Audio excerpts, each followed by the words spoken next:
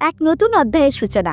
জি বাংলার চিরদিনই তুমি যে আমার ধারাবাহিকে এবার আসছে এক অবিশ্বাস্য মোড়। অপর্ণা কি শুধু অপর্ণা হয়েই থাকবে, নাকি তার ভেতরে জেগে উঠবে এক নতুন সত্তা?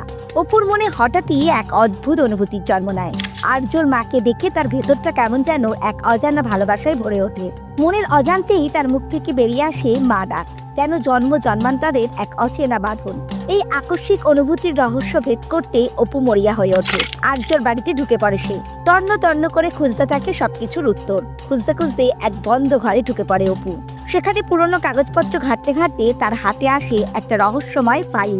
আর সেই ফাইলেই অপু দেখতে পায় একটা নাম, রাজনন্দিনী সিংহ রায়। নামটির নিচে পরিচিত একটা সই। মুহূর্তে অপুর মনে প্রশ্ন জাগে, কে এই রাজনন্দিনী? তার সঙ্গে এই ঘটনার কি কোনো যোগ আছে? এতদিন ধরে তার স্মৃতিতে যা ছিল অস্পষ্ট, যা ছিল অজানা, এবার তা স্পষ্ট হয়ে উঠবে চোখের সামনে। অপর্ণার মনে ফিরে আসবে তার পূর্ব জন্মের